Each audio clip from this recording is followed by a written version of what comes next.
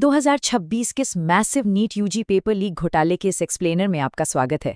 ये एक ऐसा पेचीदा और कई स्टेट्स में फैला हुआ कंट्रोवर्सी था जिसने भारत के पूरे एजुकेशन सिस्टम की नींव को हिलाकर रख दिया। बिना किसी देरी के चलिए इस विश्लेषण में डीप डाइव करते हैं। सबसे पहले जरा इस नंबर पर गौर कीजिए। 2.27 मिलियन यानी करीब 22,70,000। सोचिए, ये उन आने वाले डॉक्टर्स और मेडिकल स्टूडेंट्स की संख्या है जिनके सपनों और भविष्य पर अचानक से ब्रेक लग गया। एक लीक और उन सभी की सालों की मेहनत खतरे में पड़ गई। इस पूरे मुद्दे को हम सिस्टमैटिकली समझेंगे। हम बात करेंगे एग्जाम और लीक की, उस इल्लीगल नेटवर्क की, पकड़े गए मास्टरमाइंड्स की, लोगों के गुस्से की और आगे अब क्या होने वाला है। तो चलिए स्टार्ट करते हैं एग्जाम और उस लीक से जिसने पूरे देश को शॉक में डाल दिया। 3 मई को जो शुरुआती लीक हुआ उसका लेवल और स्केल आम नहीं था, वो सच में अनबिलीवेबल था।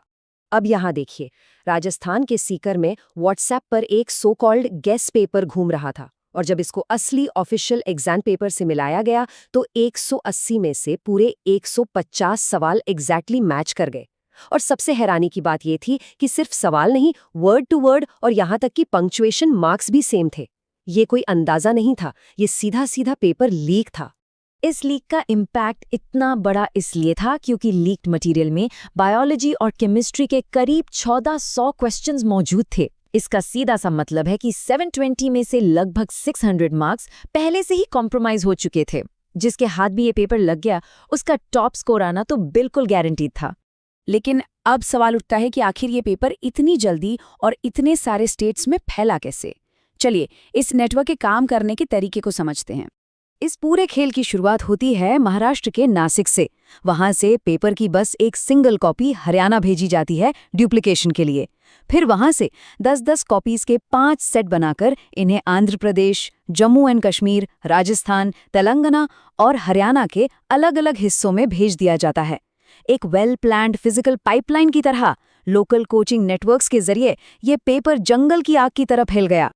और सिर्फ फिजिकल ही नहीं, इनका डिजिटल फुटप्रिंट भी काफी बड़ा था। इन्वेस्टिगेशन में एक प्राइवेट माफिया नाम का इनक्रिप्टेड व्हाट्सएप ग्रुप पकड़ा गया। इस ग्रुप में लगभग 400 मेंबर्स थे। ये बेसिकली इन लीक्ड मटेरियल्स और गेस पेपर्स को चुपचाप बांटने के लिए एक सेंट्रल डिस्ट्रीब्यूशन हब की तरह काम कर रहा था। अब आते हैं इस पूरे खेल के सबसे बड़े मोटिव पर, पैसा। शुरू में इस लीक्ड पेपर की कीमत 5 लाख रुपए लगाई गई थी, लेकिन इंटरेस्टिंग बात यह है कि एग्जाम से ठीक एक रात पहले इसकी कीमत गिरकर सिर्फ 30,000 रुपए रह गई। मतलब इनको बस हर एक कैंडिडेट से पैसे निकालने थे, जहां से जितना मिल सके। जैसे जैसे स्केल का पता चला, सेंट्रल ब्यूरो ऑफ इन्वेस्टिगेशन यानी CBI ने चार्ज लिया। उनका मकसद इस पूरे नेटवर्क को अंदर से उखाड़ फेंकना था। जो मास्टरमाइंड्स पकड़े गए, उनकी प्रोफाइल आपको सच में चौंका देगी। PV कुलकर्णी, जो एक केमिस्ट्री लेक्चरर और NTA के इनसाइडर थे। मनीषा गुरुनाथ मंधारे, जो सीनियर बॉटनी टीचर और NTA एक्सपर्ट थी। और शिवराज मोटेगांवकर, जो लातूर में एक कोचिंग इंस्टीट्यूट चलाते थे। ये लोग बाहर के नहीं थे, इनकी नेशनल टेस्टिंग एजेंसी के बिल्कुल अंदर तक पहुंच थी। ये डेटा वाकई परेशान करने वाला है। एक और चौंकाने वाली सच्चाई सामने आई। ये आरोपी प्राइवेट घरों में स्पेशल कोचिंग क्लासेस चला रहे थे। जो बच्चे उन्हें भारी भरकम फीस देते थे, उन्हें वहां बिठाकर एग्जाम के एग्जैक्टली वही सवाल बोलकर लिखवाए जाते थे, डिस्कस किए जाते थे और बाकायदा रटवाए जाते थे। जाहिर सी बात है, जब इतने बड़े घोटाले का खुलासा होगा तो देश भर में गुस्सा तो टूटना ही था। सिस्टम पर चारों तरफ से सवाल उठने लगे। इस गुस्से और अनसर्टनिटी का सबसे बुरा असर उन बच्चों पर पड़ा जो इस एग्जाम पर अपना फ्यूचर डिपेंड कर रहे थे। दिल्ली सहित कई शहरों में बच्चों और उनके पेरेंट्स ने मैसिव प्रोटेस्ट्स किए। मेडिकल ऑर्गेनाइजेशंस ने सुप्रीम कोर्ट में पिटिशंस डाली। और सबसे दुखद बात, इस अचानक आए मेंटल स्ट्रेस की वजह से कम 3 बच्चों ने अपनी जान दे दी। ये एक ऐसी ह्यूमन कॉस्ट है जिसे कभी भुलाया नहीं जा सकता। पॉलिटिक्स में भी इस मुद्दे की गूंज बहुत तेज थी। विपक्ष के नेता राहुल गांधी ने इस मुद्दे को उठाते हुए इस पूरे एग्जामिनेशन प्रोसेस की तुलना एक नीलामी से कर दी। उन्होंने गवर्नमेंट के मैनेजमेंट को क्रिटिसाइज करते हुए इसे युवाओं के भविष्य के खिलाफ एक बड़ा अपराध कहा। इसके जवाब में रूलिंग पार्टी का स्टैंड भी क्लियर था। बीजेपी प्रवक्ता संजय मयूख ने अपील की कि इस सेंसिटिव मुद्दे पर तुच्छ राजनीति करने से बचा जाना चाहिए। उनका कहना था कि स्टूडेंट्स वैसे ही परेशान हैं और सीबीआई इस मामले की बहुत एक्टिव इन्वेस्टिगेशन कर रही है। नेशनल लीडर्स के अलावा रीजनल लीडर्स ने स्ट्रक्चरल लेवल पर कड़ी मांगे रखीं। तमिलनाडु के मुख्यमंत्री सी जोसेफ विजय ने तो इस पूरे सेंट्रलाइज्ड एंट्रेंस सिस्टम को ही खत्म करने की मांग कर दी।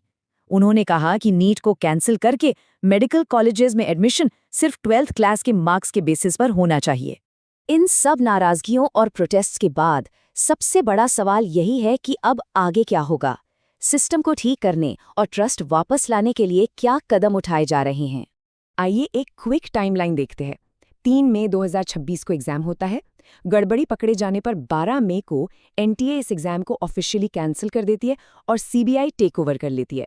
उसके बाद इन लाखों बच्चों के एकेडमिक ईयर को बचाने के लिए पूरे देश में 21 जून को री एग्जामिनेशन शेड्यूल किया गया। एक बहुत ही तेजी से लिया गया एक्शन। लेकिन फिजिकल पेपर लीक्स को हमेशा के लिए रोकने के लिए एक बहुत बड़ा पॉलिसी शिफ्ट लाया जा रहा है। Union education minister Dharmendra Pradhan ने अनाउंस किया है कि 2027 से नीट एग्जाम को पूरी तरह से डिजिटल यानी कंप्यूटर बेस्ड टेस्ट या सीबीटी फॉर्मेट में बदल दिया जाएगा।